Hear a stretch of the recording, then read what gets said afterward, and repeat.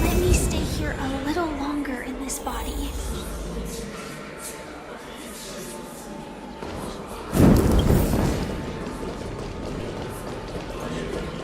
So...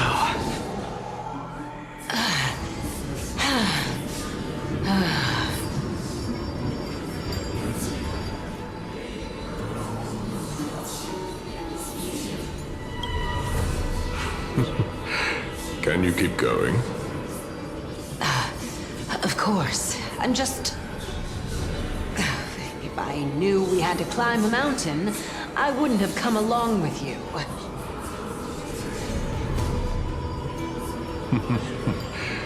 I guess this also counts as one aspect of the world-bearing burden.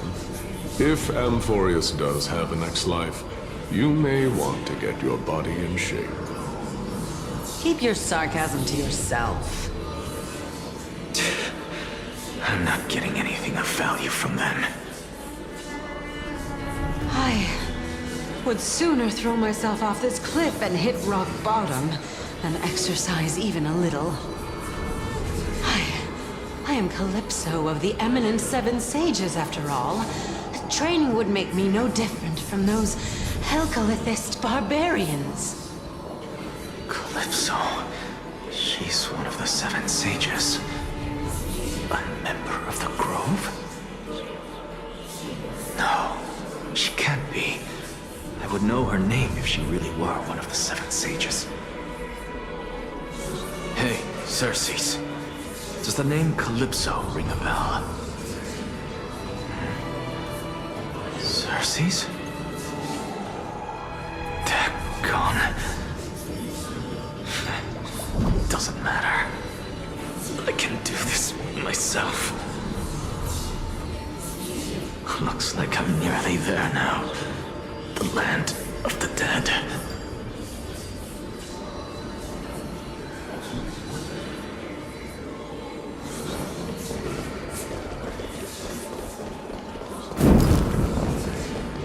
Oh, beautiful old world.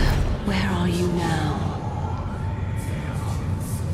Oh, legendary Era Chrysia, return to the mortal realm.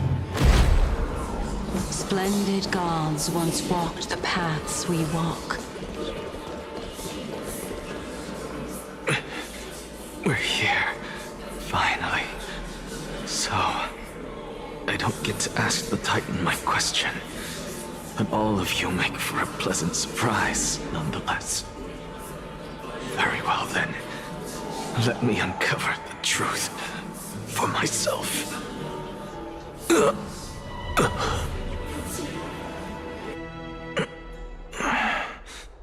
Did I still fail to make it in time? Huh? So, I'm back here again. This is... I can hear it. I hear it from the depths of the tides, behind the closed doors of the Void World. A voice ready to tell me something. This time, the voice is a lot clearer than before.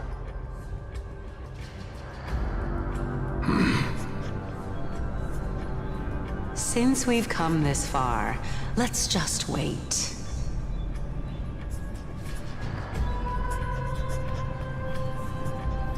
Lord Nias and Miss Calypso, are you both here to visit Chaos too? Yes, and we've been waiting for quite some time now. Regrettably, he hasn't answered us. The worst-case scenario is that he's already been overwhelmed and crushed by the world-bearing burden. You're overthinking, Lord Nias. I can still sense Chaos' soul in the area.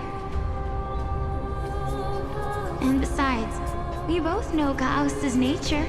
A deliverer like him wouldn't fall so readily, much less give up on all that he holds dear. Isn't that so? Yes, I have faith in him. That reminds me. Why are you making this trip alone, Polixia? Oh, my sister needs more time to make sure the flowers are fine.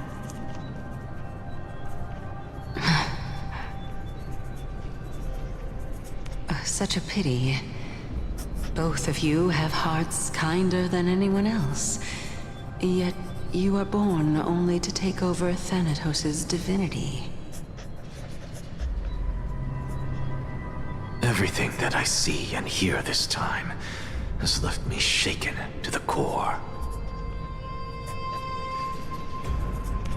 What may seem like a mundane conversation is in truth a once-in-a-lifetime exchange that has revealed the ultimate answer to Circe's question.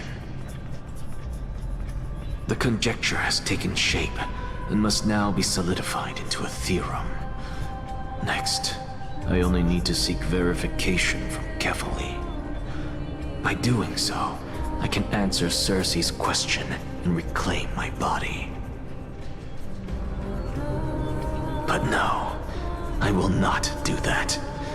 That isn't important. Because another one of my conjectures, one that I have always dreamed of proving, has been proved right this very instant.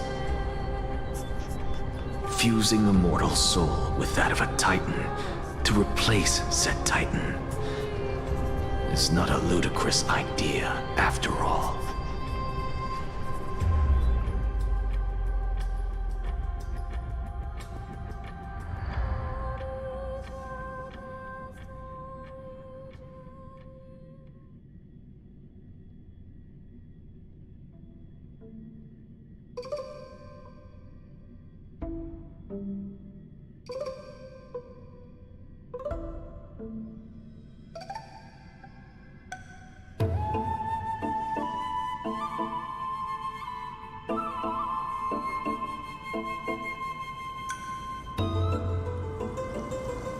What are you thinking about?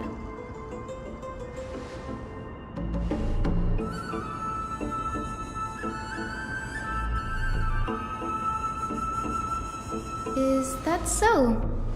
You don't look the slightest bit amazed, though. Plus, you seem to be strangely familiar with the city around the Great Tree.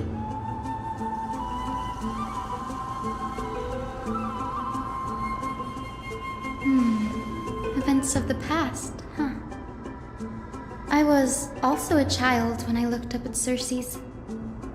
Their leaves and branches reflected the sparkling stars, and their trunk was like a pillar that supported the sky and ground. I stood at this very spot back then, imagining the day when I could climb to the top of this tree, because I would be the closest I can be to the sky at that spot.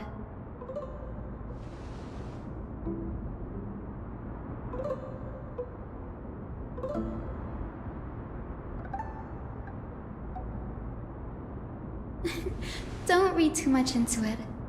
I mean, can mortals even hope to reach Aquala's realm?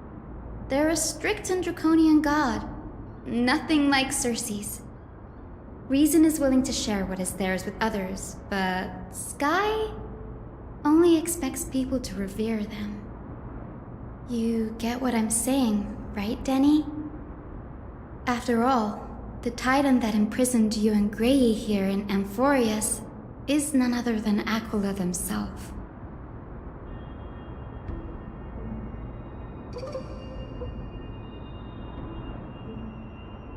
But there will always be people who dream of soaring towards the sky. The Grove has a wealth of research on Aquila, and that is exactly what we are here for. It's just, I never thought Grey would meet with something like that before we set off. As a physician, I should have been there by her side.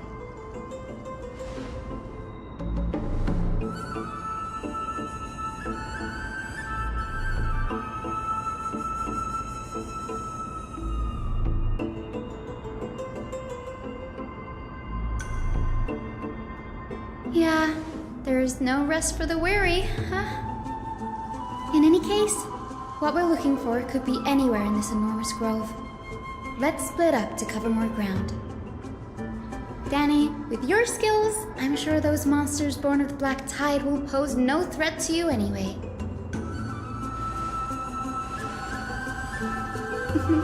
Have you forgotten that you're talking to the chief physician of the Twilight Courtyard?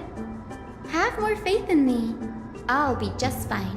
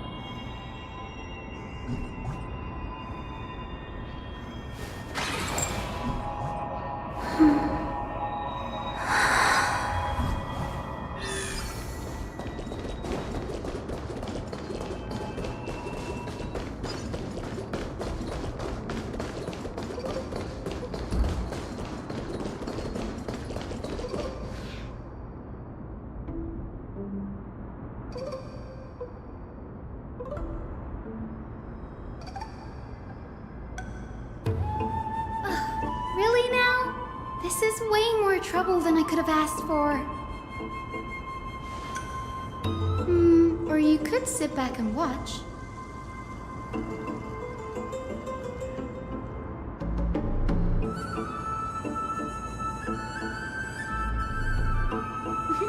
I'm kidding, Danny. Lend me a hand, pretty please. All right, now let's get get him!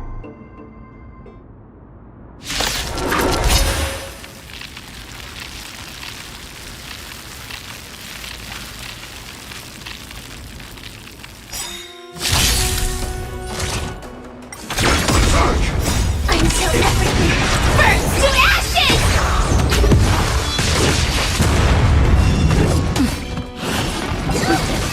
Try that again!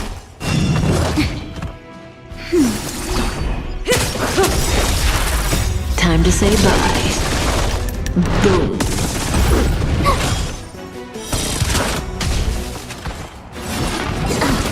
You can't run! Set to the speed! Fight to land! Go away!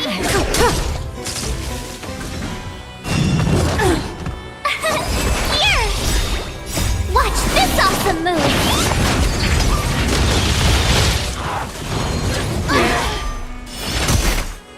Just a little something. Nothing much. Stand still. Nap time. Time to say bye. Boom.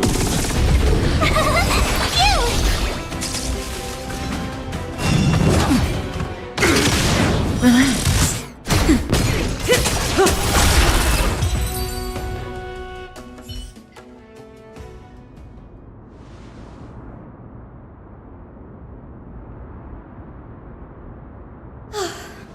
The Black Tide is remarkably quick to detect the light of Amphorius. So or rather, the blessings of the Sky Priest in me, might have unknowingly called them to me. Anyway, never mind that for now. Here, you might want to have a look at this. I found it around here and thought it might be of interest to you.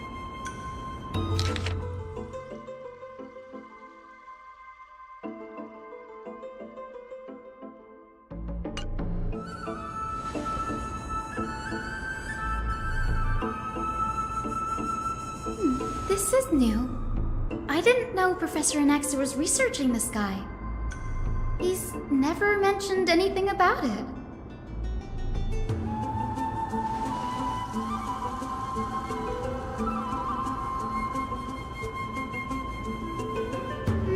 Might is an understatement. Anaxa has never been one to venerate the gods, nor has he ever found it within himself to put any faith in the prophecy. People have come to think of him as a heretic, even in a place as liberal as the Grove. Yet, it is also this very blasphemer that Circe's favors. Fate sure works in mysterious ways.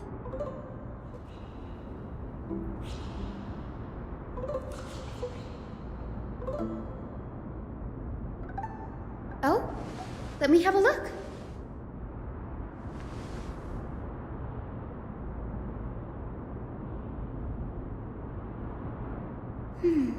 By the looks of them, these scrolls are records of two conversations that took place in the same setting, one after the other.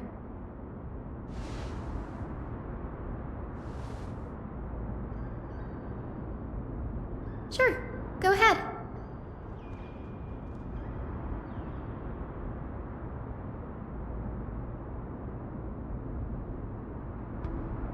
The Grove of Epiphany is home to 7 schools of thought.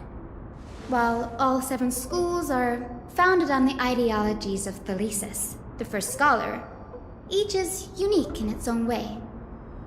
Among them, the Venerationists revere and worship the Titans the most. As the sage of the Venerationists, Euthyphro has always been at loggerheads with Anaxa.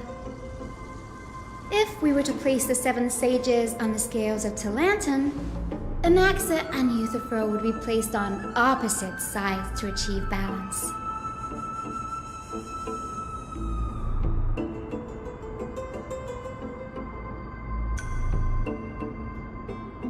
Nearly everyone in Amphorius has heard the story of the skyships by now.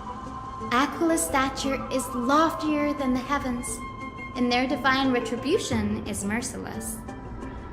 That's why it's no use building giant skyfaring ships. Oh, but I do wonder if a supercharged mini Treevee cannon could slip past their watch.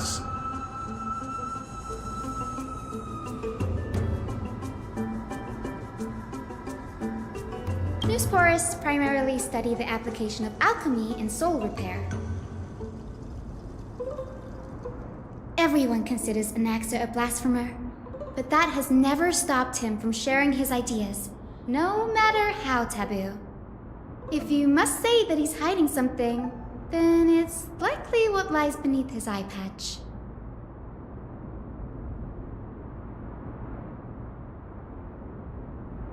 Anaxa often says that every failure brings us one step closer to the truth.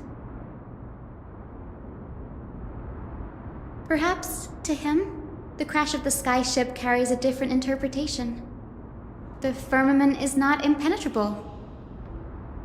On the contrary, it was precisely because the skyship represented the first step toward breaking free from the shackles of the Earth that it provoked the wrath of the Sky Titan and brought divine punishment upon itself. It's a shame that the majority of the Grove's research on Aquila was headed by the Venerationists, with sacrificial rituals making up a predominant part of their findings. Discourse about more esoteric subject matters in relation to Aquila dwindled even further after the skyship incident. So much so that even the scroll is completely new to me.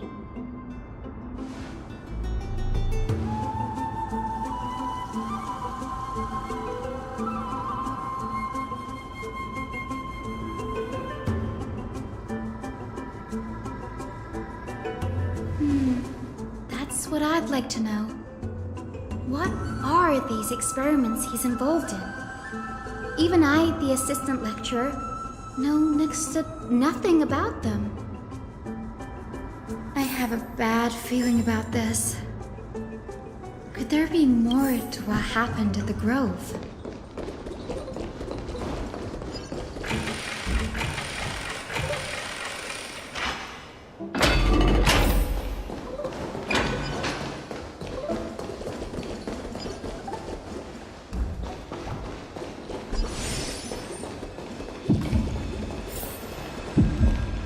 This is the Library of Philia, a place where the Grove stores its collection of tomes.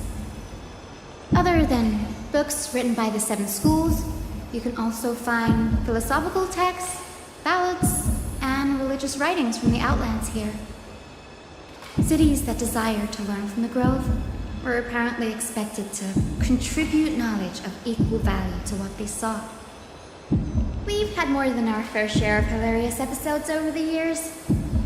For instance, it's said that the Erythrocheramists once borrowed a manuscript from a certain author, but ended up returning a copy instead of the original. What's more, the original manuscript was supposedly then hidden here.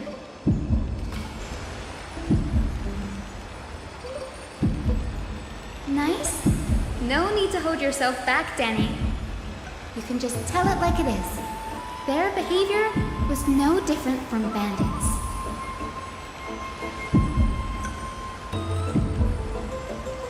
Whew. You've got me there. Some said you couldn't even find a dictionary in Castrum Kremnos, so I guess they were spared. There are too many books in the Library of Philia.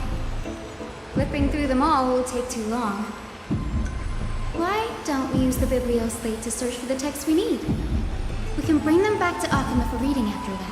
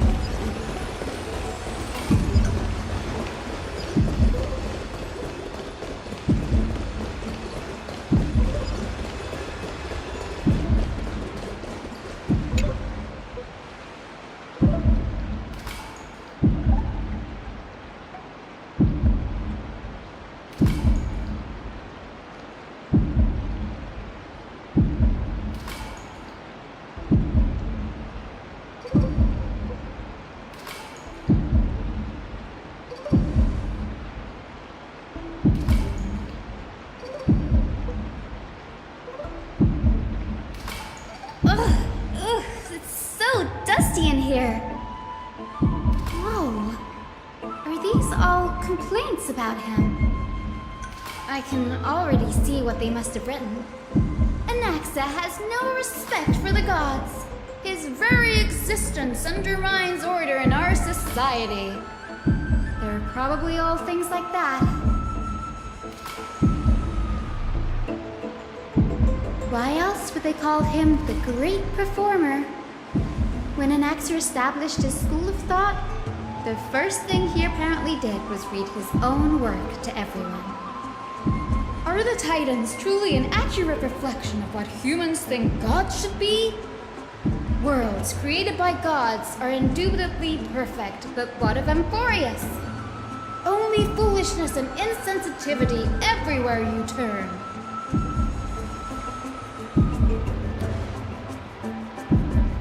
They marched him straight to the seat of judgment before he could finish. Though what he took on in the end was more of a debate than an actual trial. He had to address every one of the scholar's allegations, or face expulsion from the Grove. The first allegation was... Do you agree that since the Titans created the heavens and earth, so the mountains, rivers, and seas must likewise be their creations?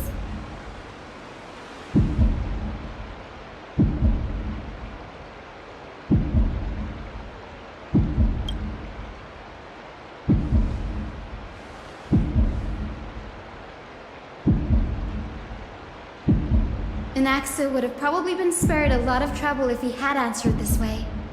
Instead, he quoted past instances of the Flame Chase journey and posited that humans have the potential to take over the divinity of Titans. Needless to say, his critics didn't take kindly to his answer, so they followed up with a second allegation.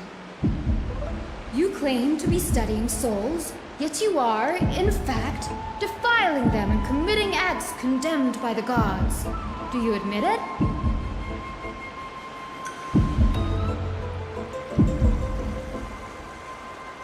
Anaxa always wears an eye patch, never removing it, even when alone. Some say he used one of his eyes as an alchemical ingredient.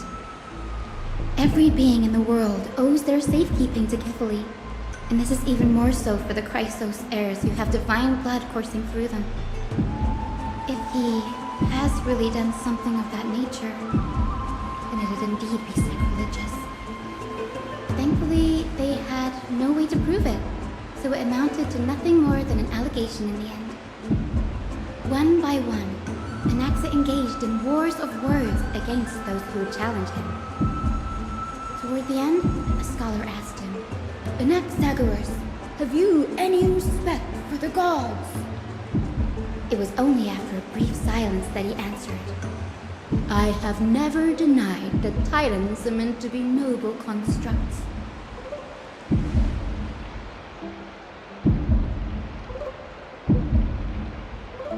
Yes, I'm not sure how that controversy was eventually resolved, but what's for certain at least is that Anaxa was allowed to stay in the Grove where he continued his research, despite being regarded as a heretic. By the way, this stack of complaint letters has reminded me of a place in the Grove. We may find clues there that aren't on the teleslate. I'm talking about Anaxa's alchemy lab, hidden between the cornerstones.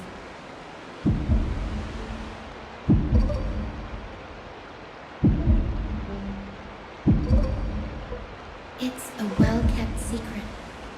Among the 7 sages, excluding the nominal chief sage, each has a private sanctuary where they can conduct research undisturbed in their free time. Even the administrators of the Library of Philia are restricted from accessing those places and documenting the sage's research. But with the Grove in the state, I'm sure Anaxa won't be mad even if we sneak into the lab for a short while, right?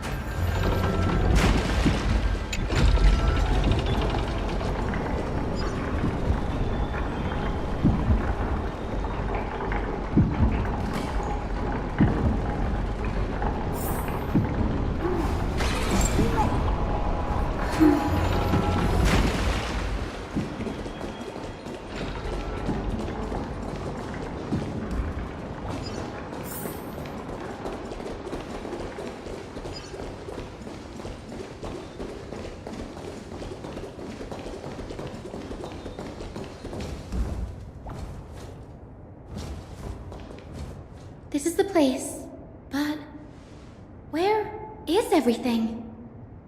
Materials for alchemical experiments, matrix diagrams, and even the seal to the lab. They're all gone. Did the Black Tide destroy it all?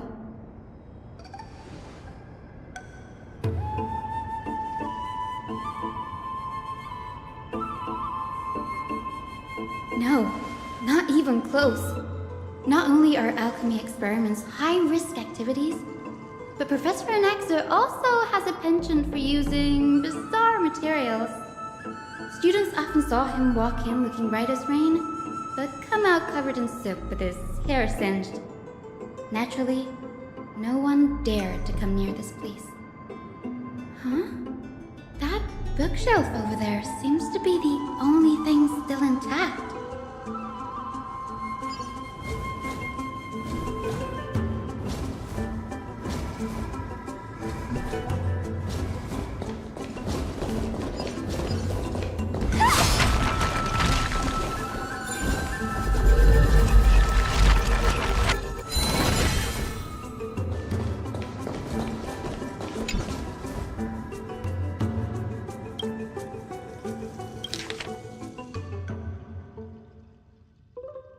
What's going on?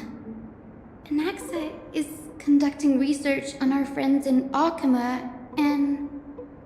me?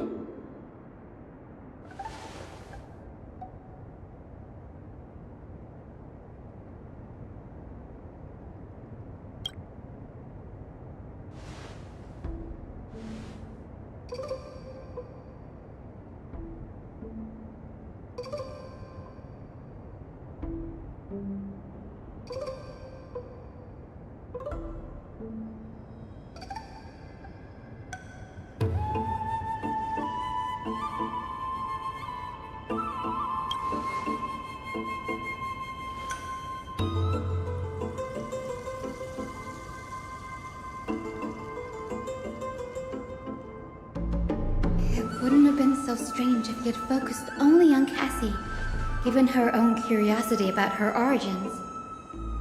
Plus, considering that the Newsporists have crafted omnipotent medicines capable of curing diseases, it also makes sense that he would conduct research on immortal Chrysos heirs. But now, it seems Anaxa's objective was never to create medicine, but to identify the origin of the golden blood and figure out its inner workings.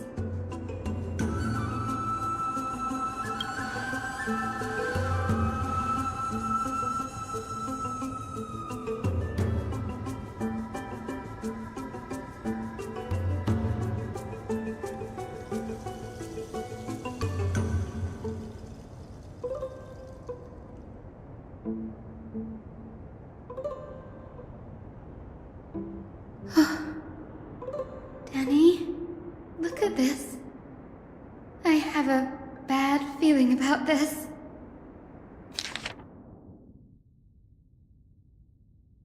My biggest fear. It's come true. After going through his notes, I think I can piece it all together now.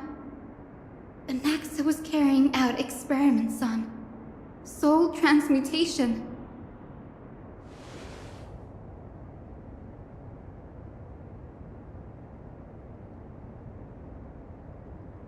Yes, this is what he was secretly conducting research on.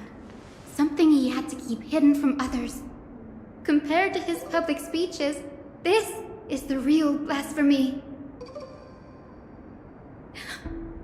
Oh, I just thought of something. Do you remember when the Black Tide was approaching? The Grove had planned to send Cersei's core flame to a safe place. But an accident happened along the way, and Anaxa lost his life in the process.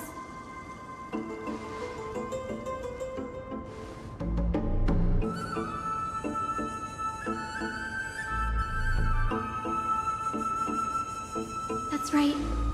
But what if Professor Anaxa's fusion with the core flame of reason wasn't an accident? Put yourself in his shoes. Knowing that the black tide was closing in and your time was running out, what would you have done?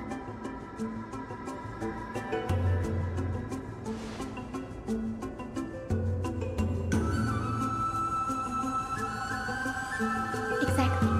When the black tide came, the true reason Anaxa headed to the Luminary Throne was to transmute and fuse himself with the Titan's core flame.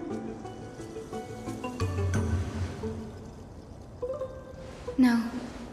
Judging from how he reacted after the event, the results came as a surprise. Maybe he failed to consider the possibility that Xerxes would make a similar decision. The manuscripts detailing all the alchemical formulae have been taken away. His research is still ongoing. Like what? There's only one Titan left in the world now. No. No way.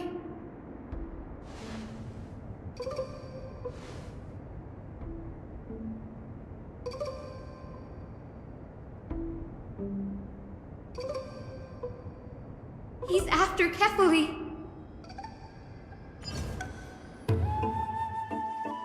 Sir, this sky above us, it's not real, is it? Of course not. This is just an image from a projection device used for educational purposes. A simple trick.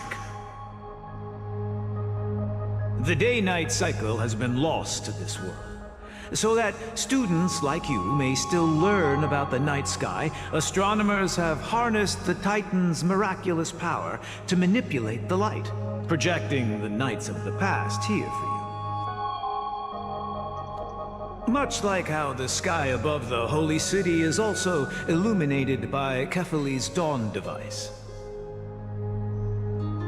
So, the skies of Akama are fake too. You mustn't conclude that, Anaxa. You should know that only a child would expose a trick and be proud of it. Often people know more than they let on. They simply choose to feign ignorance because they have no other choice. Then they're just deluding themselves. People believe in Kefali's tale of Genesis, accepting wholesale whatever the priests preach. But we're different. We've already walked out of the firelit cave of ignorance. We have already realized that we live in a world where Titans make the rules. Even when we look at the sky, we're only seeing what they allow us to see. Rather than gazing at this mockery of a night sky fabricated by them for the rest of my life, why shouldn't I be the one to take control of the projection device instead? So much time has passed since you sowed the seeds of doubt in my heart, child. Many a night, I find myself penning down all my theories and wild ideas, only to burn them to ashes when I open my eyes in the day. Why? Because we'll face death by burning if word gets out? As a sage of the Venerationists, my soul has already become inextricably linked to the great tree. Every word I say and every move I make is certain to influence every leaf, every branch, even the tree itself. But above all else, my days are numbered. Instinctively, I have my doubts about the golden blood and the human soul, yet I have no means of verifying them. The golden blood in my veins is woefully thin, and I am loath to waste what little time I have left obsessing over a hypothesis that cannot even be proven in the first place. But I can, sir. I can do it for us. The time is right. Give me all that I need, and I shall accomplish this grand feat on your behalf.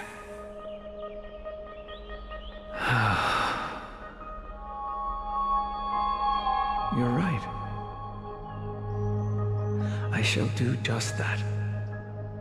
In the next meeting of the sages, I will spare no efforts fighting for the rights you deserve. Go. Establish your own school of thought. Find out what we are. Become the one who conquers the ultimate truths of the world. Child of humanity. You didn't go to such lengths for an audience with Kefali. Just ask him a few questions, did you? So, you figured it out. If I were as foolish as a Dromus, perhaps I'd throw myself down and prostrate before their greatness, begging for the gods' prophetic wisdom. Well, sorry to disappoint, but I'm no Dromus. Alas, I am a human, standing tall on 2 feet, possessing both intellect and pride. Before such power, does it make any difference whether you're a human or a Dromus? I'm sure you're familiar with the story of the Styxians. When the raging waves threatened to swallow them, they didn't just give up and become sitting ducks. No. They constructed a dam that kept the roaring tide at bay, chaining down the mad Fagusa. They call me a blasphemer, Xerxes. But that doesn't mean I deny the existence of gods. It's just... as I see it, Titans are simply a force that mankind has yet to find a way to tame. Oh? If power that rivals the Titans is what you crave, why not conform to the prophecy and brave the trial? Why stop at harnessing the power of the Titans when I can do so much more? The source of life is what I wish to grasp, to understand what makes up the soul, and to learn what we really are. Thanks to you, I've had the chance to personally verify, in more ways than one, that the soul indeed ceases to exist in death. But where there is death, there is life. And where there is an end, there must also be a beginning. How then is a soul born?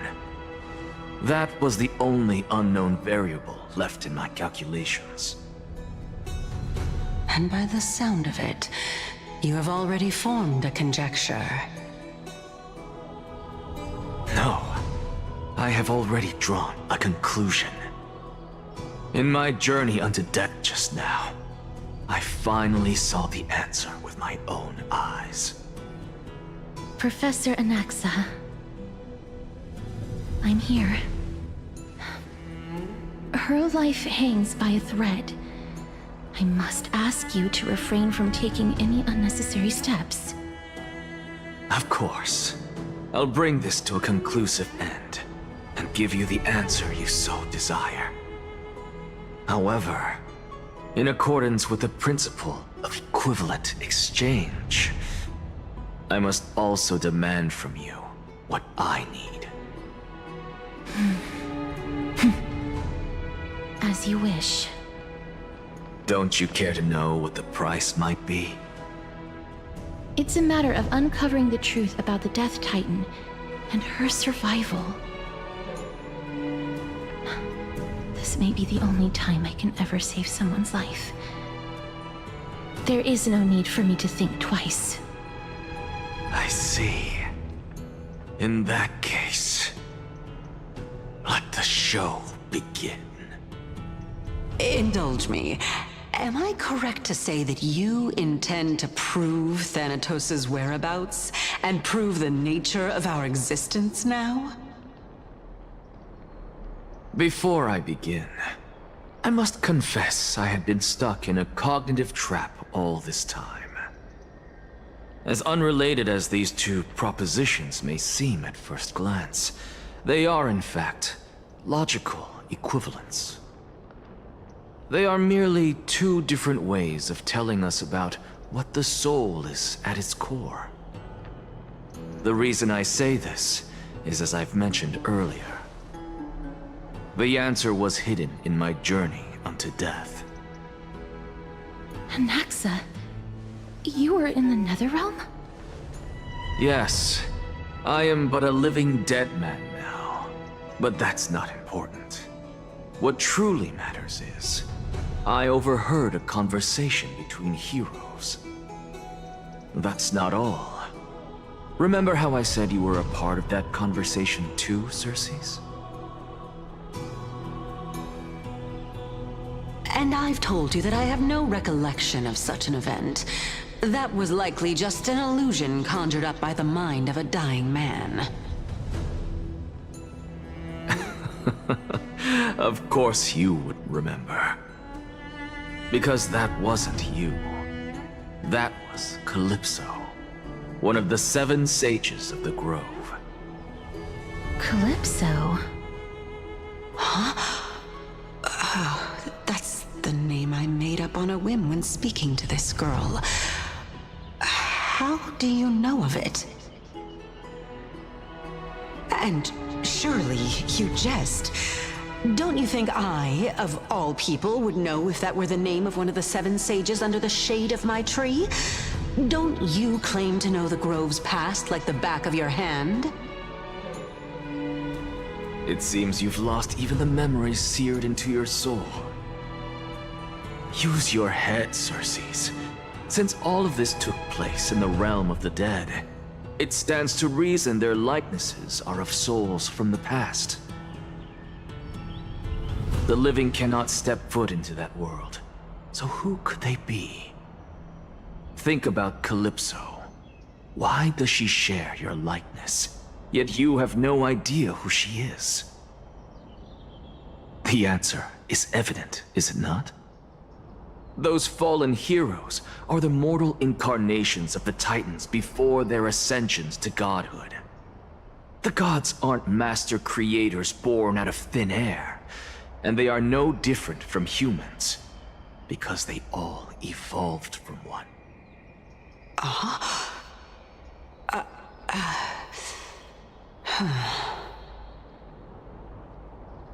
Does this answer disappoint you? Yes, because you've answered nothing. If I truly was once human, as you claim, then where do the children of humanity come from? Even on the off chance that you speak the truth, this brings us no closer to grasping Thanatos' whereabouts. How are we to find them? I knew you would say that. But it matters not. I know what I'm doing. Actually, why don't we have this supreme being standing before us tell us everything? You can revive a Titan? Humans cannot return from the dead.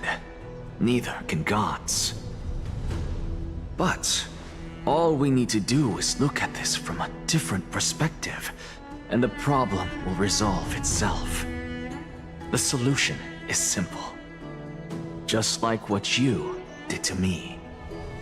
If I'm reborn as Kefali, I can rebuild the world and all within it as they once did. Simple, is it not?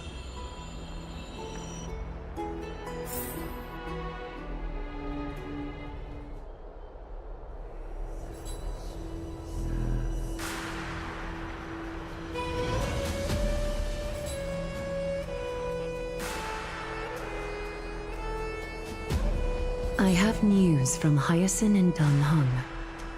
Anaxa might be trying to do something with Kefali's divine body. Kefali? But what could Anaxa want? Is the Council of Elders going to sit around and let such a sacrilegious act unfold? That is not possible. He is indeed the great performer, capable of fooling anyone and everyone with his tricks. I'm sorry. No need for guilt, for this is good news to us. The Council of Elders has found themselves a traitorous ally. Anaxa's ambitious desires will be something we can exploit. What we should be doing now is to keep our eyes peeled for whichever trickery Kynes is up to, and react accordingly to thwart her plans. Being Akima's political center, the Demigod Council holds just as much significance as the Vortex of Genesis. Someday, after my duty is over, this site will take the place of the battlefield where you hunt gods, become the next challenge you are to overcome. Till then, it's best to get used to this place as soon as possible.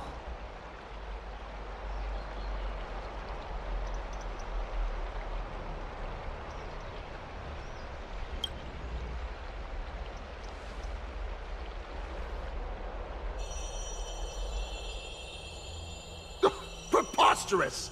The Christos heirs only have their standing because of the Council of Elders! How dare they trample over it!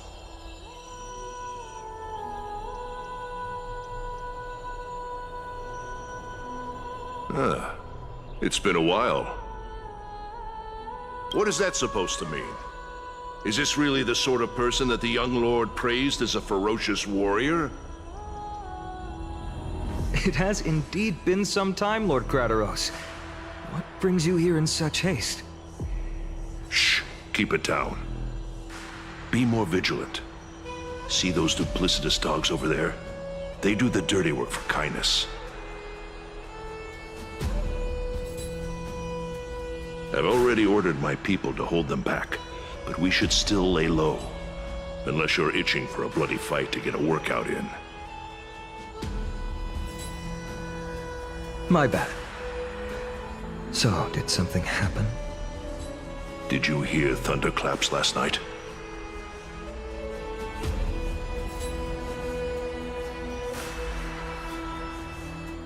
Thunderclaps are beacon signals of strife. They are a message from the young lord. He threw a spear bearing several words at Akama. Watch out. The Flame Reaver is back. I guessed as much. We didn't actually kill them back at the Kremnos Arena. I figured this is something you would want to know. We Kremnoans never back down from a fight. So if you plan to take that thing down in a battle, reach out to me anytime. You have my gratitude. I will let Aglaya know about this right away. Remind her to be on her toes while you're at it. That vicious Kynes has been unusually active lately.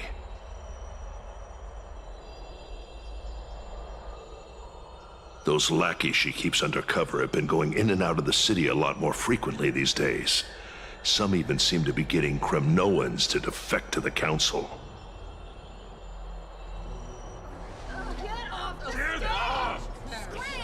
How dare you! Don't place that!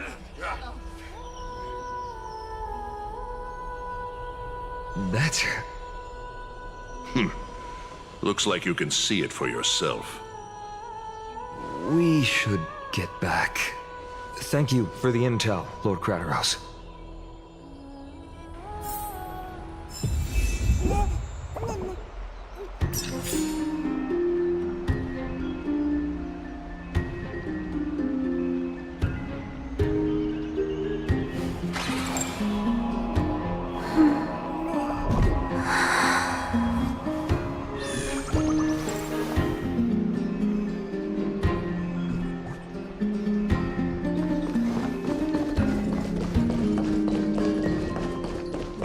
Carefully into Lantern above, as the Theoros I have observed. Virtuous. Aglaya! What happened here? I know about the poisonous fangs of that king snake through the golden threads. In the past, I would be confident about keeping her in check, but I admit I am now unable to do so. What do you mean? It is no longer about eloquence or arguments. I have been a demigod for far too long that I hardly have any humanity left. Before I realized it, I have become no different from these hypocrites, no longer capable of relating to the people. This has come a lot sooner than I expected. But perhaps it is time. I need you to step up, Finan, in order for me to retreat behind the scenes. Yes, this is my duty, but... It is far easier for the Council of Elders to fool many than just fool one person. Their so-called more support is no more than a ruse to distribute power using words instead of lances. There is no glory in winning this debate, but that makes having respect for humans so much more priceless.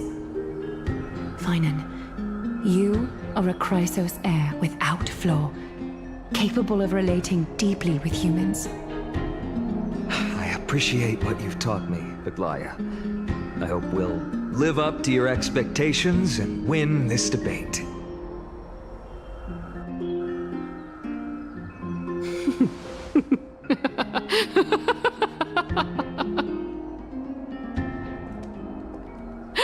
Oh, you've done well, Lord Calictus.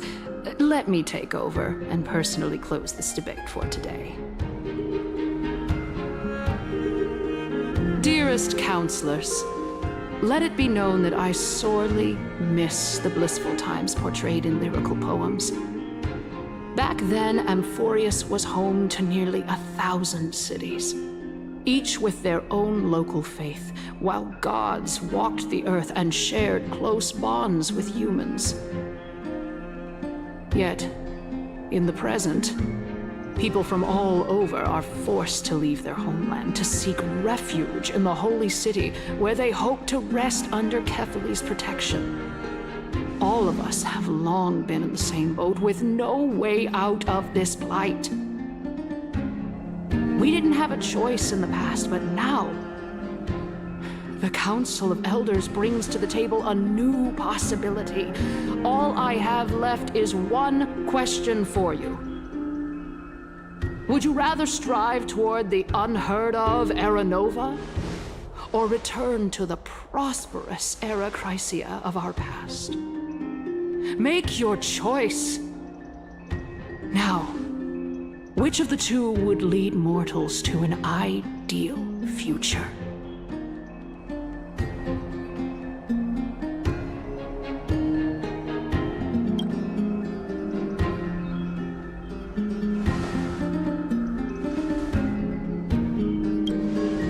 We all know that Era Chrysia is a thing of the past, Lady Kindness. Please, enlighten me. How does the Council of Elders plan to turn back time? Let the three Titans of Calamity be born, and Era Chrysia is nevermore. But bring demise to those Titans, and Era Chrysia will descend upon us again.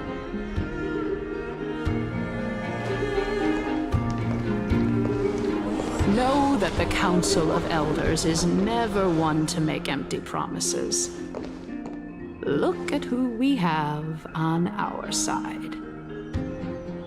Anaxagoras, one of the Grove's 7 sages, and Castorus, Idonia's goddess of death. With the help of these 2 heroes, I can promise all of you that Era Chrysia will exist once more. Aren't they Chrysos heirs? They're supporting the Council of Elders instead? It's clear from the start that these heroes do not get along well in their group. All the more proof that Aglaya is unfit to speak on behalf of every Chrysos heir. I am in favor of Era Chrysia. Era Chrysia! Era Chrysia! Era Chrysia!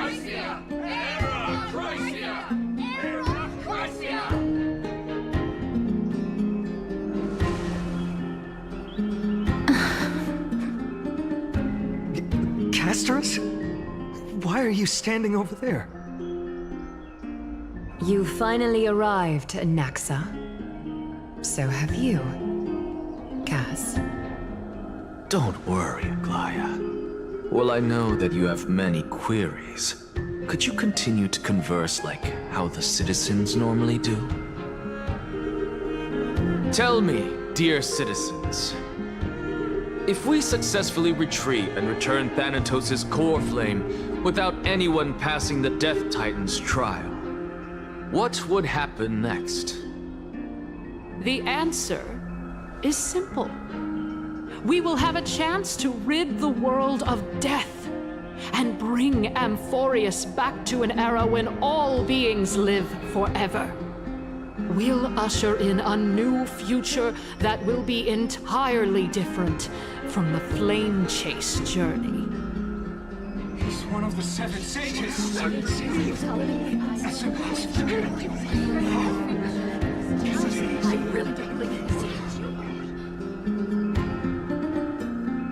Your proposal is much too idealistic.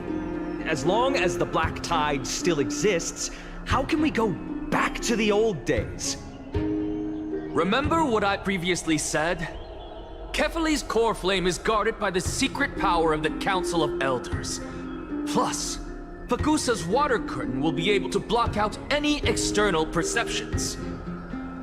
Tell me, dear citizens, have any of you ever seen even a glimpse of the threat that this person is talking about anywhere within the walls of this majestic holy city?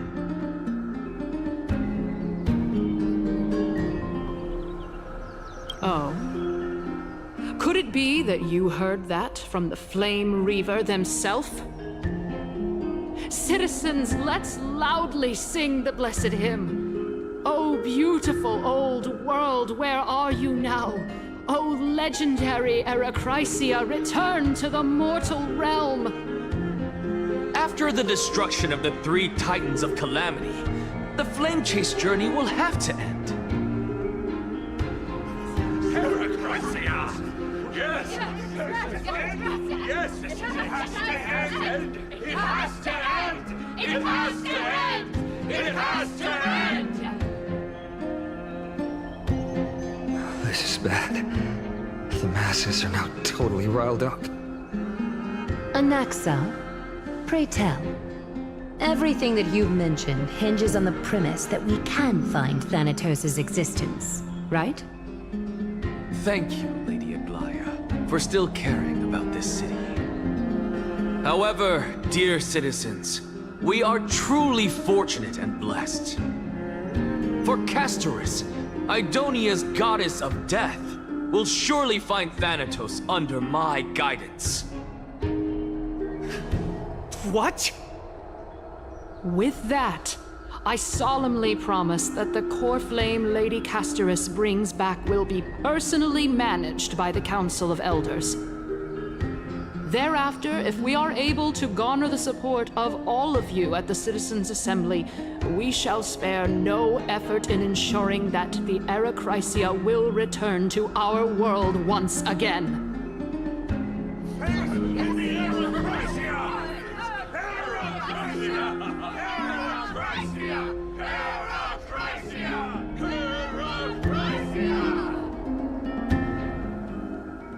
With the balance shattered, the result is clear.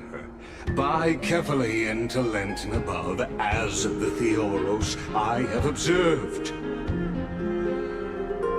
Akama has chosen her destiny. The issue up for discussion at this Citizens' Assembly shall be modified to the suspension of the Flame Chase journey.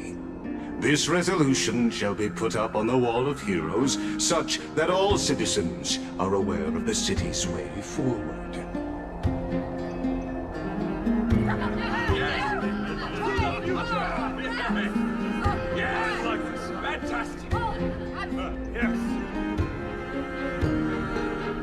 Aglaya, dear Aglaya, what has caused your heart to soften? You also don't seem to be as quick-witted as before. Wag your tongue as much as you like. Since the Flame Chase journey has been preordained by the prophecy, our failure has never been on the cards. Well then, I guess we'll find out if that's true at the Citizens' Assembly.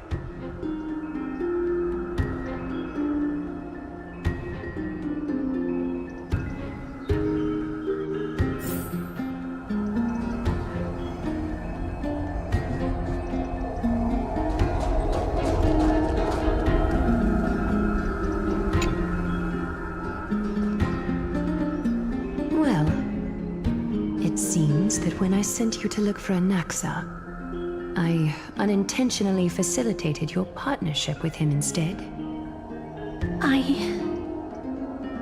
My apologies, everyone. I know that you have many questions to ask me. I will answer them to the best of my knowledge. In that case, please tell us as much as you can. In actuality, he showed me a past that was both long and heavy. The reason I say this is as I've mentioned earlier. The answer was hidden in my journey unto death. Anaxa, you were in the Netherrealm? Yes, I am but a living dead man now. But that's not important. What truly matters is, I overheard a conversation between heroes.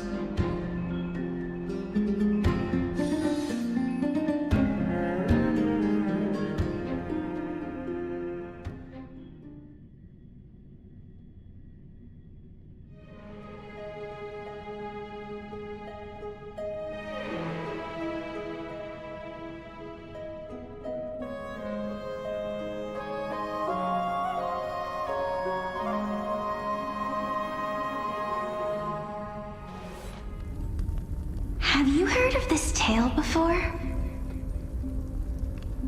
A tale about the ocean god's treasured pearl, our hometown. It was a seaside town which enjoyed the ocean breeze and glorious, peaceful times, thanks to the wisdom of its ruling queen. Until one day, an evil dragon descended upon the town. Its wings were large enough to blot out the sun, while its claws were sharp enough to rip the waves apart. It barged into the tall tower and devoured the queen's beloved daughter. It even settled itself in her bedroom, like a tyrant king. The queen assembled 300 warriors who managed to subdue the evil dragon by chaining it up. However, when the queen slit open the dragon's belly, she realized that the princess had long since been digested, and all that was left of her was a pile of bones. Devastated, the queen wept for several days. It was then that a devious, smooth-talking scholar arrived at the palace and suggested that the princess could be revived through the use of dragon bone and dragon blood. That liar called this process the secret art of alchemy. The princess was reborn! The queen was overjoyed, blissfully unaware that the evil dragon's soul still lurked within the princess's body. As revenge, the evil dragon swallowed the poor queen, the glib liar, the courageous warriors, and all of the town's innocent civilians in a single gulp. Worse still, the souls of the deceased refused entry to the Netherrealm because they were filled with regret. Forced to roam the mortal realm, these resentful souls ultimately converged into a river of souls that would not retreat for a long time. The terrifying death had consumed all. Thereafter, our hometown fell into ruin as well. Until...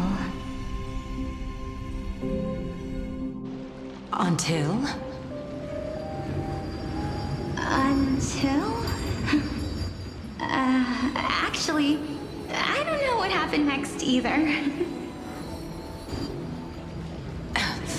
Oh my. It seems that you still like to whet people's appetites even after all this time, Pelixia. So, according to your story, this is how I used to look? It's practically a mirror image. And yet, what exactly is this? A miracle that I created with alchemy. As for what it is and how I was able to accomplish it, I'll keep the answers to myself for now. Oh my goodness, is this cliffhanger really necessary?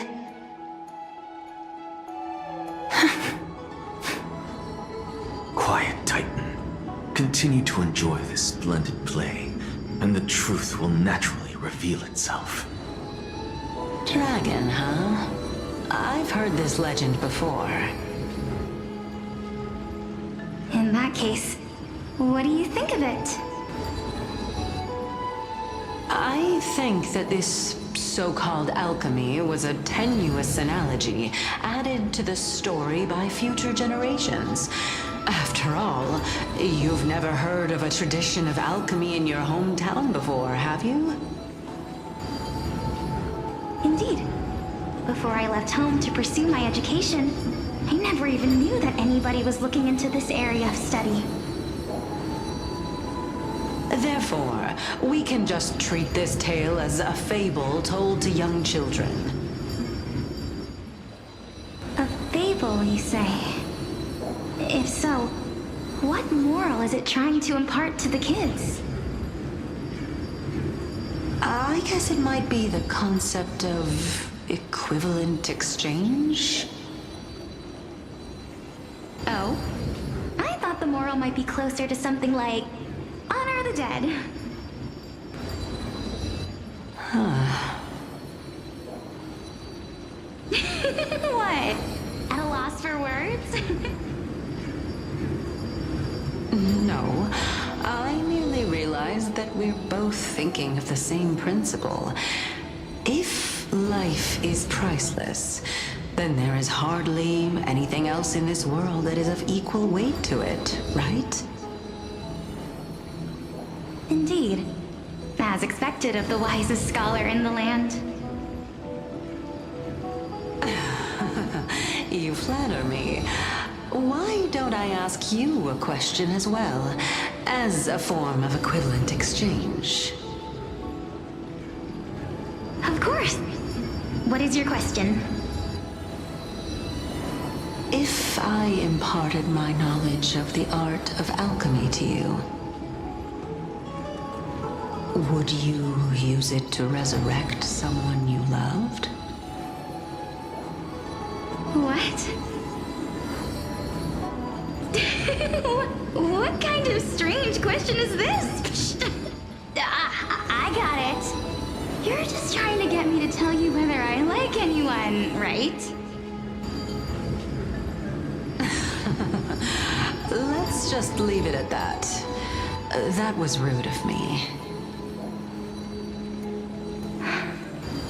Yes, I would. Oh? Death is inevitable. In the days to come, I'm certain that someone whom I cherish deeply will leave me for good. If such a mighty power really existed, I think I would use it without hesitation. After all, you, me, and the rest will all have to face that fateful moment eventually.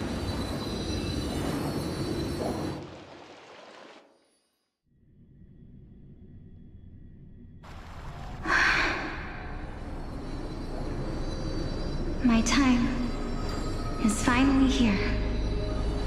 However, perhaps because of my firm belief in the immeasurable value of life,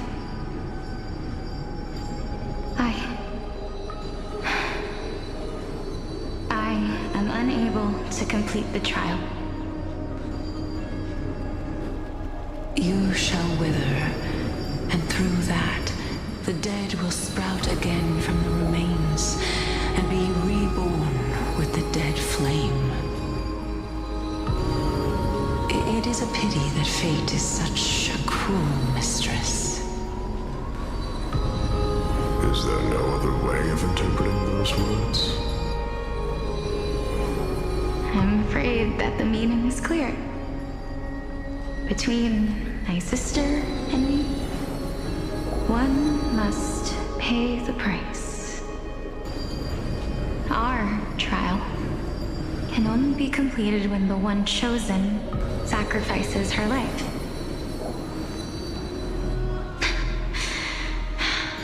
I'm afraid that the prophecy might even have selected a pair of twins for this exact purpose. Fortune makes fools of us all.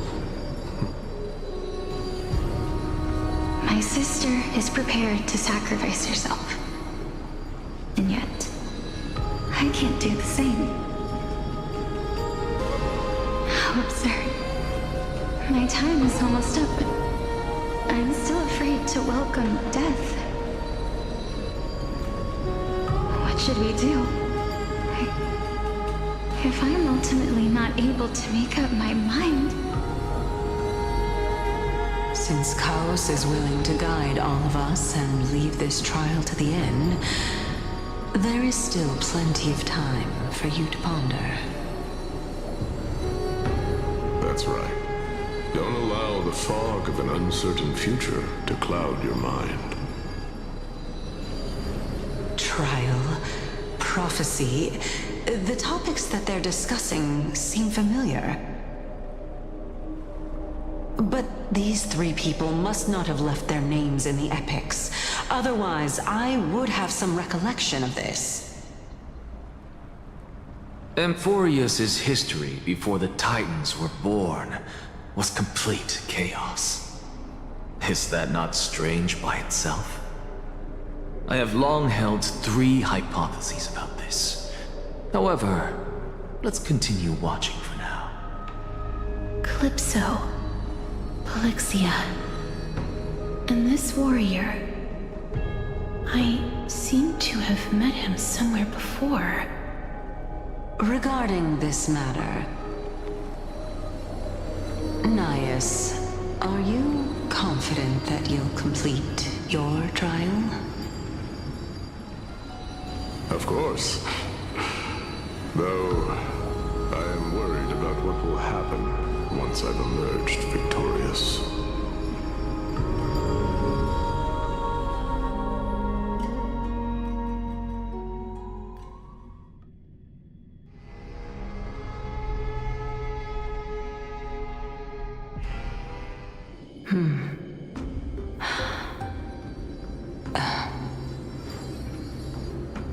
Looks like you have made up your mind. Yes, this is the safest course of action.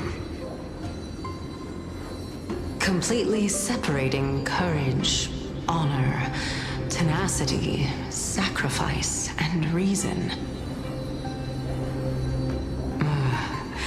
You really know how to make things difficult.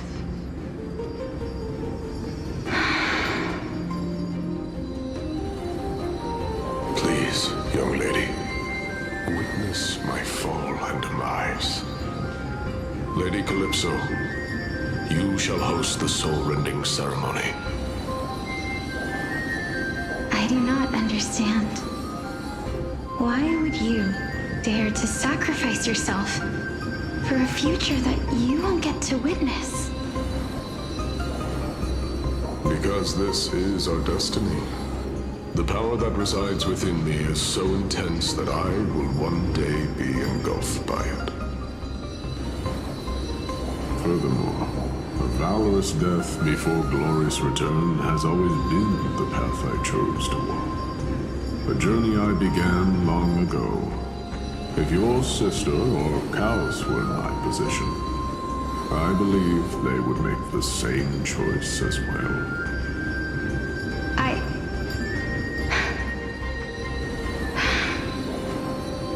I'm not that brave. I don't know how I'm supposed to face such a serious affair.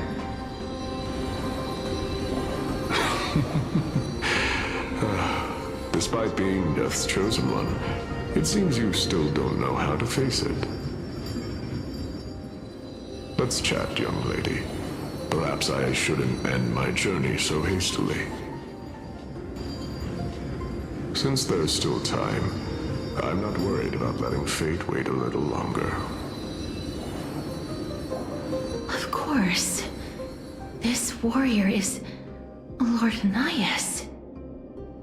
As the embodiment of Nikador's divinity, he entrusted his life to us and allowed humankind to end his madness.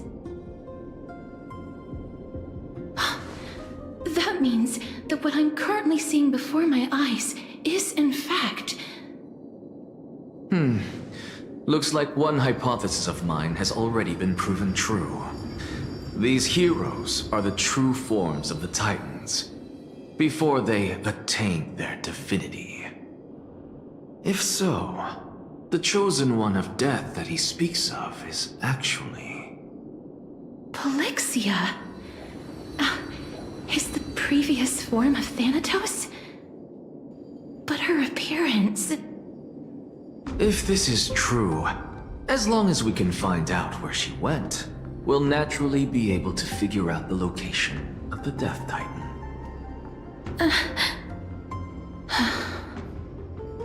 But before that, we first need to witness what ultimately happened to Lord Anias.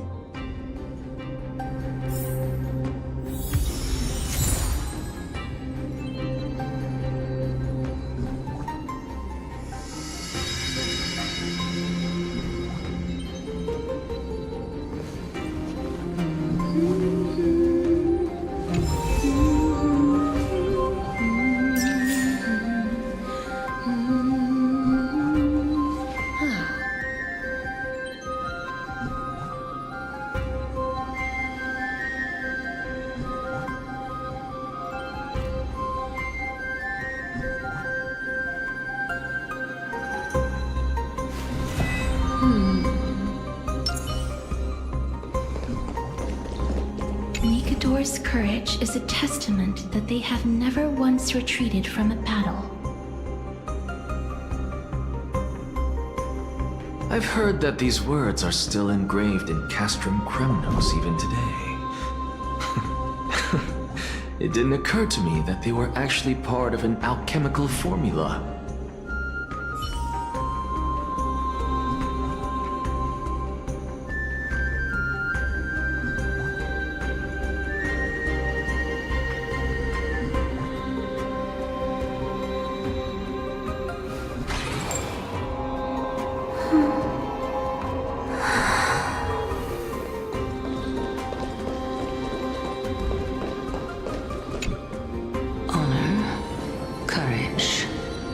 Tenacity, sacrifice.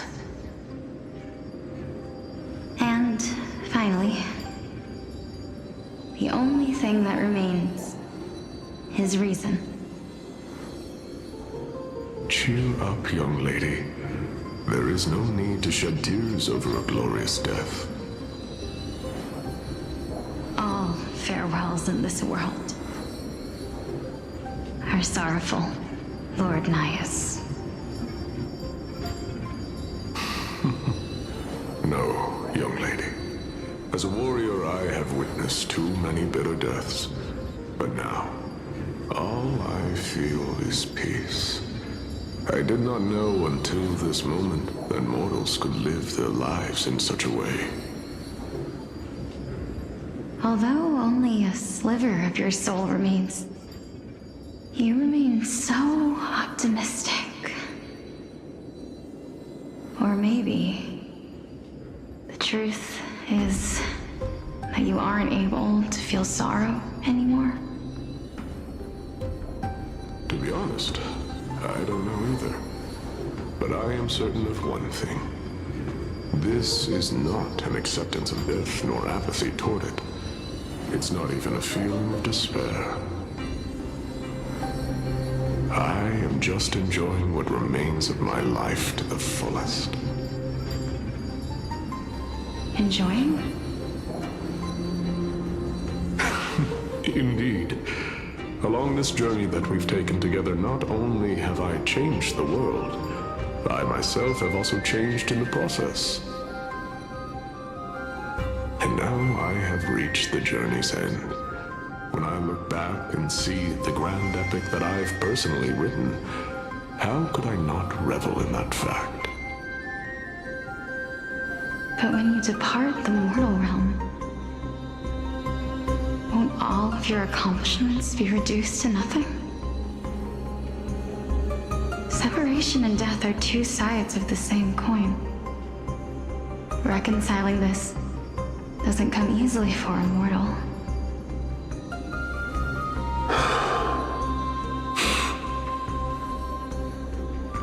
Finally, let me recount to you a story of mine, young lady. The first time I returned from the battlefield, I felt extremely hollow. The calamity had devoured everybody on the battlefield but me. When I returned to the city alone, the citizens held a banquet for me that was far from pleasant. I felt as though I was still on the battlefield, and the person who had returned was nothing but an empty shell. It was late into the night by the time the banquet ended. My head still reeling, I returned alone to the barracks. On the way back, I encountered someone.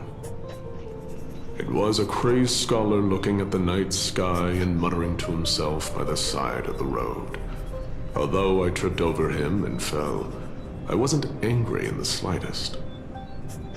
And maybe because I saw myself in him, I inexplicably asked him a question. Do you think that it'd be better if we just died on the roadside like a couple of stray dogs? To my surprise, he shrugged his shoulders and sighed. How does someone who is currently experiencing death, dying and living, afford the same amount of bliss? Now please go away and don't block my starlight. Are you trying to say that there is no difference between living and dying? For they are both journeys that lead toward death? That's exactly what life is, and death is, but a scale to measure how valuable the journey was. Journeys and epics are only glorious and magnificent because all things eventually fade to dust. Therefore, young lady, don't detest your fate. Instead, willingly and respectfully embrace it. The embodiment of strife telling me about the majesty of the world.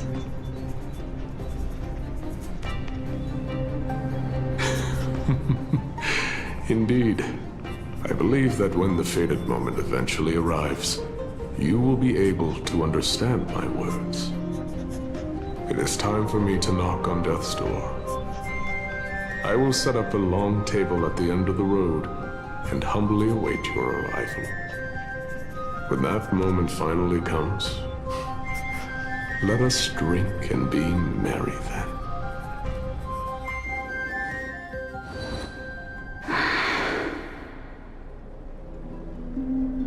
I knew this day would eventually come.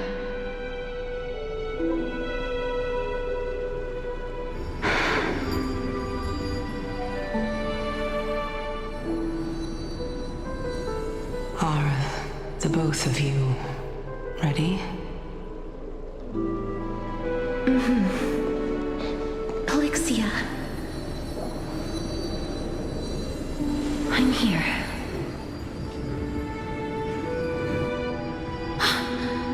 What? This... This is quite interesting indeed.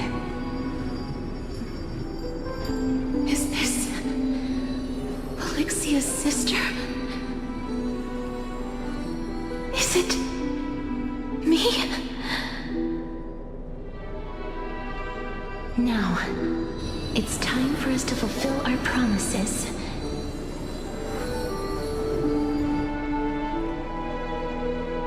Are you afraid?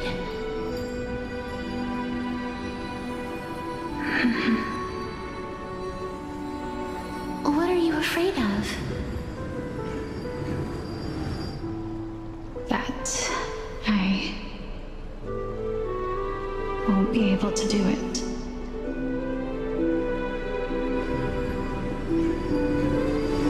You shall wither, and through that, the dead will sprout again from the remains, and be reborn with the dead flame. As foretold in the prophecy, and according to our vows, once it all ends, we must face our fated moment head-on. Even if it was prophesied, do we have no say in the matter? It's so unfair. Why are we the only ones who are forced into mutual destruction? Let me do it, sister. Let me be death's sacrifice. I was never long for this world anyway.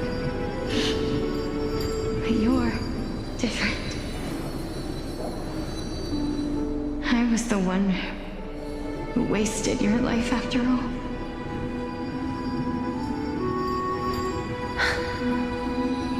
You're wrong, Polixia.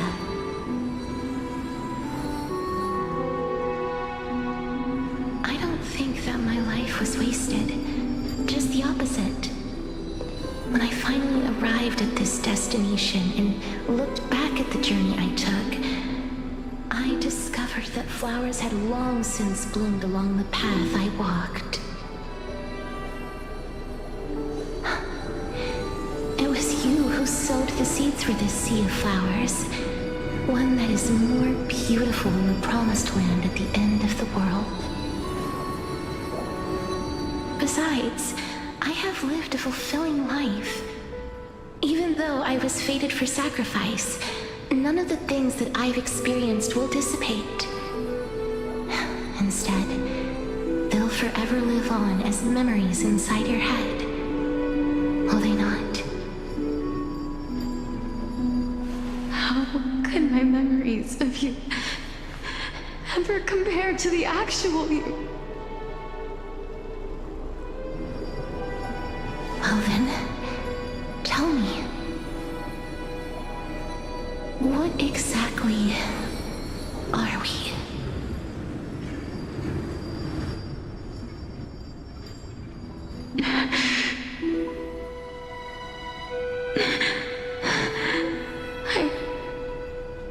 I don't know. I don't know either. But regardless of what the answer is, regardless of how we're shaped by others, or even by this world, ever since we were born, the fact that we existed was predestined, and nothing could erase it. This is why I will always, always be by your side. We're twins, after all.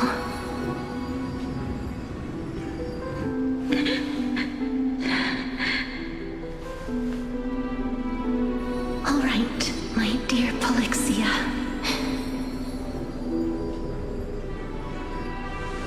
It's time to extract my heart and light the flame of death. After that, use it to plant the first bud in the prophesied new world.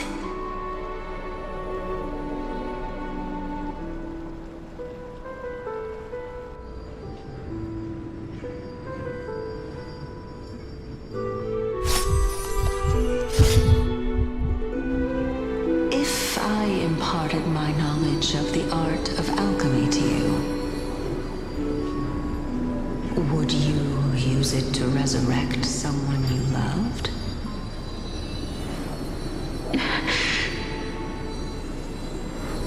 Death is inevitable. In the days to come, I am certain that someone whom I cherish deeply will leave me for good. If such a mighty power really existed, I think I would use it without hesitation. Even now, my answer remains the same. This is why, sister, I promise you, in the prophesized new world, I shall plant the first bud on your behalf. Go now. Return to the Ocean God's treasured pearl, our hometown. I shall open wide the entrance to the Netherrealm and grant you a second life. The living beings on this earth shall respond to my call and lead you to the sacred daylight. Remember, do not look back on the land of the dead, and do not stop moving. In the new world promised by the prophecy, march toward your new life. As for the price of our equivalent exchange, let me be the one to pay it.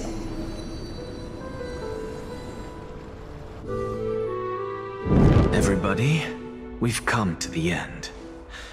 Unfortunately, I am not compatible with the Supreme Being, so I was unable to completely fuse their soul into my own body. However, being able to glean all this from them is exciting enough. I'm certain of this now.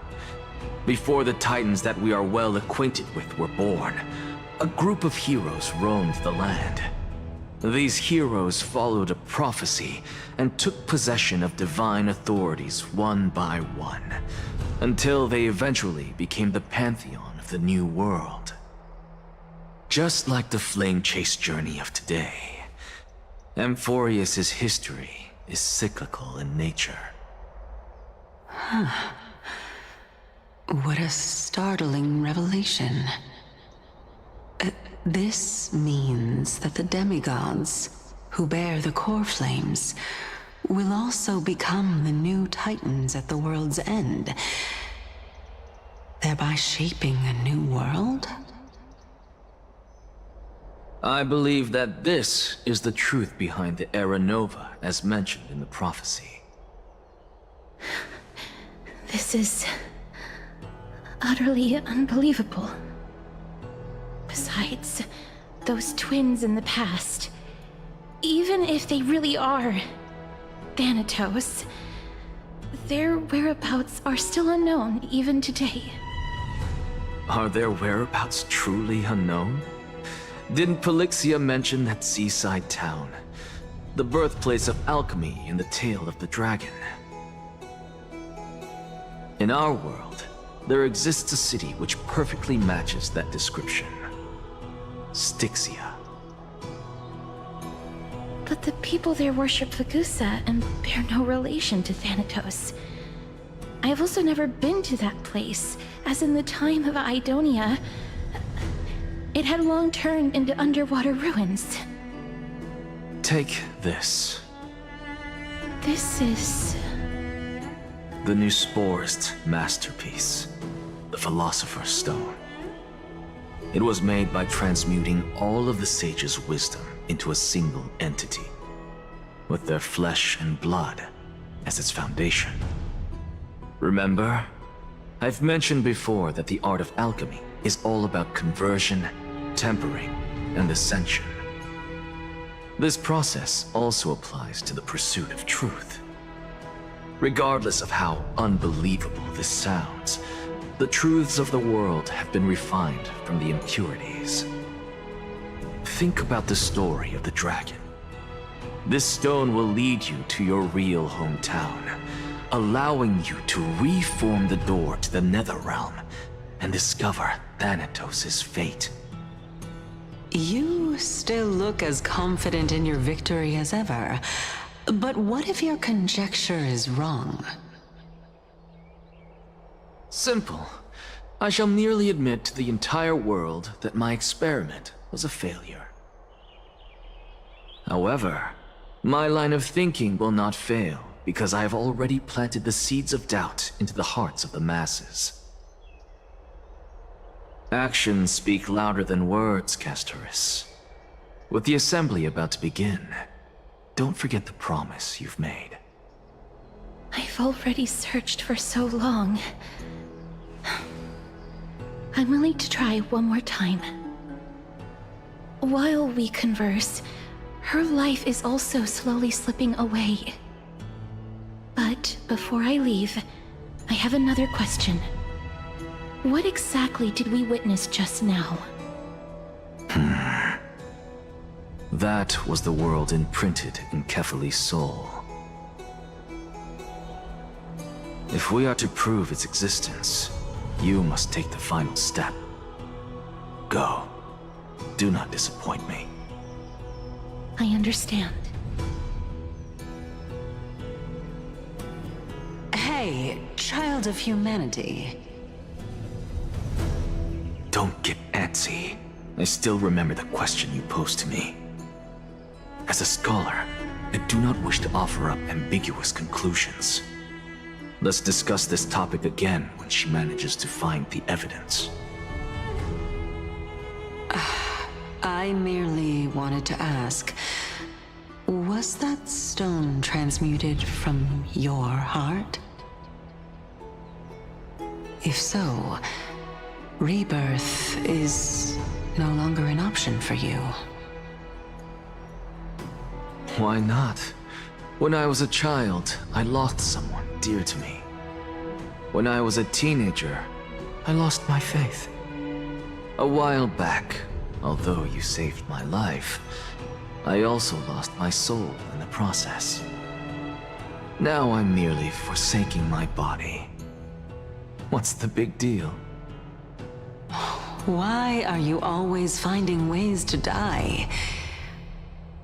Isn't it good to be alive? This is but a necessary sacrifice on my path to transform into the purest of them all. Can someone who's dead even claim to be the purest of them all? Furthermore, if your hypothesis is proven correct, does it not just confirm that the myths are true, and thereby invalidate all your theories? No, it's just the opposite. If my hypothesis is correct, it means that I can actually ascend to godhood and reshape this absurd world that you all have created.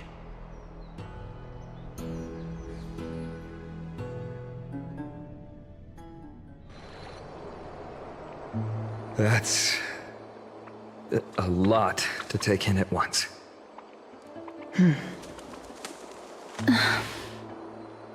Lady Aglaya, please, let me explain. Go on.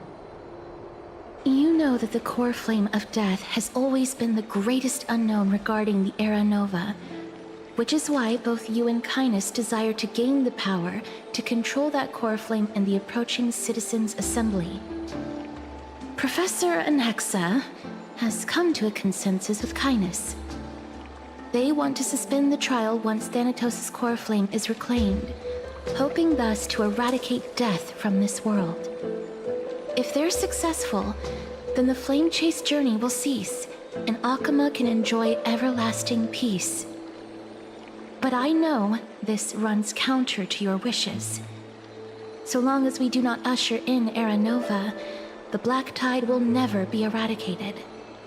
Even with Lord Mighty on the front line, and the Black Tide not posing an immediate risk, the danger nevertheless remains. Honestly, it's difficult for me to assess the pros and cons in this decision. But someone must bring the core flame before we can begin negotiations over it. The Titan could be very near, I cannot let this chance slip by. Besides, someone has to make this trip to bring back Mrs. Soul. Well said. You already had every reason to seek an audience with Thanatos. It's that great performer who has weaponized your wishes and placed us in this difficult situation. A world without death. Do you desire that too? If fate dictates that my path must oppose yours, I will do all I can to resist it and protect what I aspire to achieve. Lord Mighty showed me that without taking the first step, all talk of what follows is moot.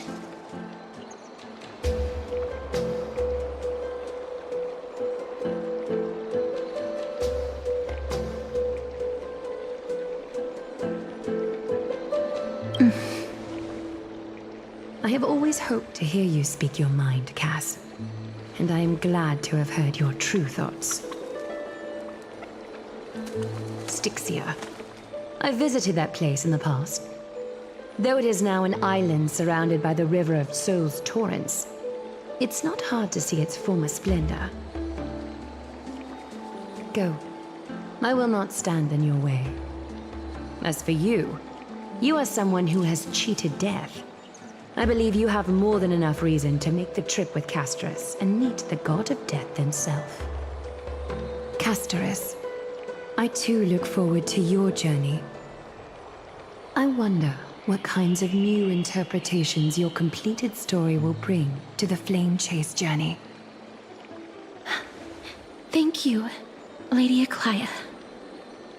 I hate to put a damper on this heartwarming moment, but if Styxia is now an island surrounded by the river of Soul's torrents, then how do we find a way in? Lady Trebe is probably... The answer is quite simple. In the myths, Zagreus once made the domain of the dead their treasure vault. That is to say, they could enter and leave the Netherrealm as they pleased. And if they could do that, then it follows that the demigod who inherited their divinity must be capable of the same. I'll see you at Marmorial Palace at Action Hour tomorrow. Cypher shall be your guide to finding that ancient city.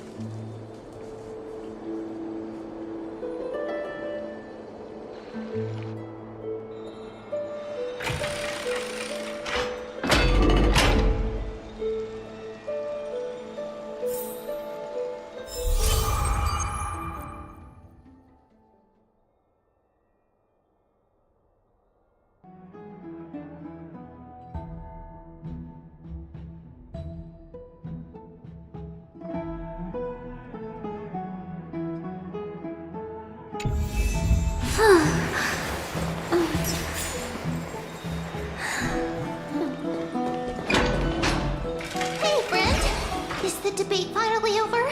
Did you win?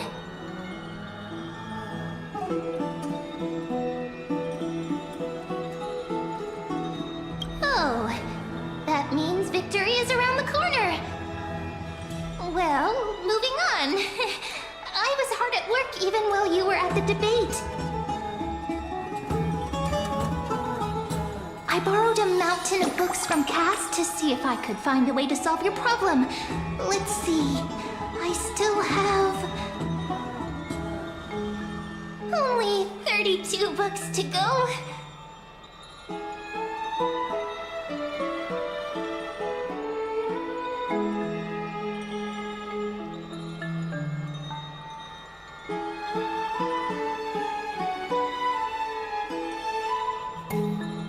Really? Oh, that's fantastic news. I knew it. Hard work always pays off. Especially if you're as diligent as Ma'am. I feel like a huge burden has finally been lifted off my shoulders. Why are my eyelids so heavy all of a sudden?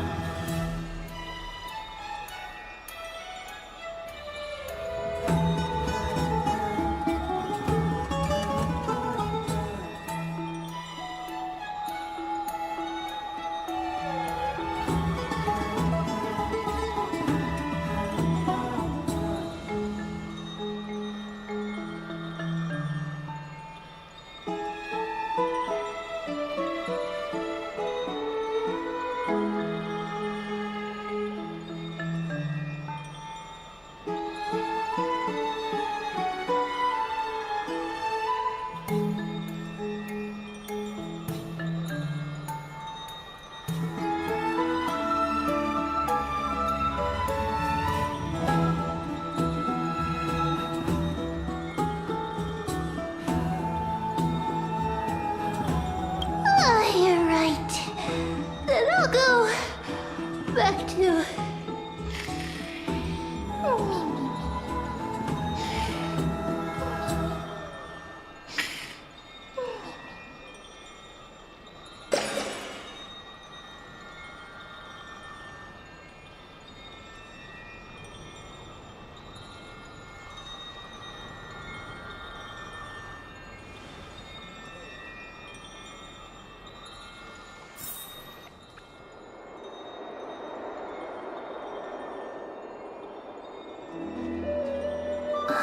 Cass? What a surprise. Lady Treby. Is something troubling you? I just wanted to speak to Lady Trian for a bit before I set off. No matter how breathtakingly beautiful Styxia once was, the place is now the domain of the departed.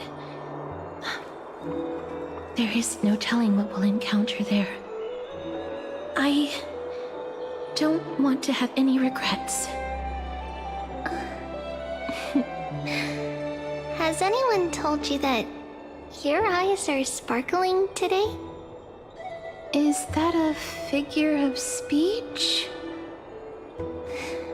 In the past, when you did smile once in a while, all of us could see that your heart remained troubled even as you smiled.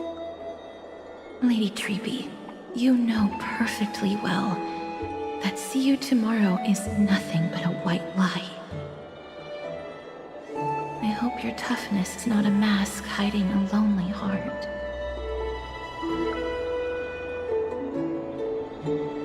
Cass, you hardly ever talked of your past. None of us knows what you went through, apart from Maggie. But we know it must have been filled with pain and hardships, as it is the fate every Chrysosaur is destined to live out.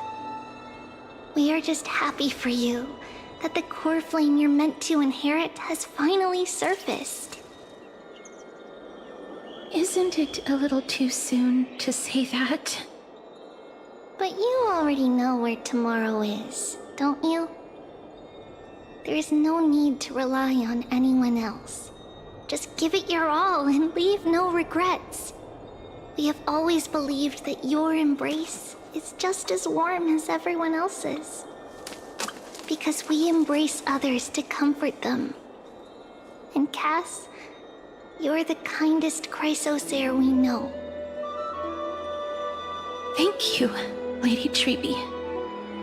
This feeling... it's hard to put into words. I suddenly found myself with so many wishes.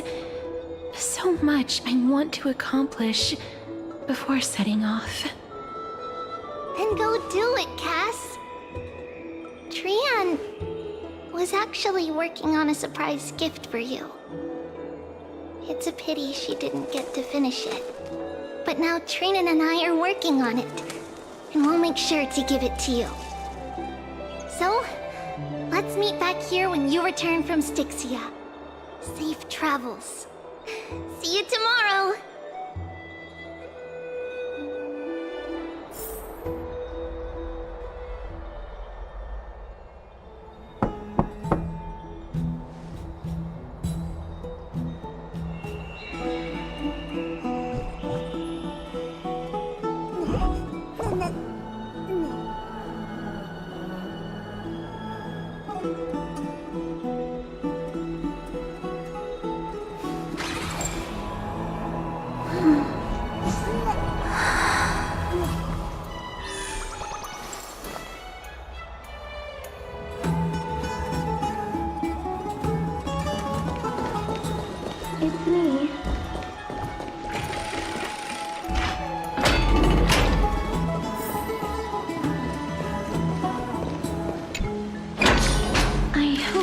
didn't wake you. Huh? No. No. I'm here because of private matters, actually.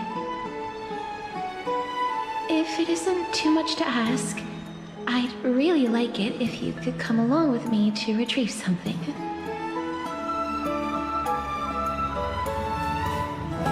Ah, is your soul... Huh? But I can still sense your soul here. Ah, sorry. I didn't realize it was a joke. It isn't a long way from here. Shall we?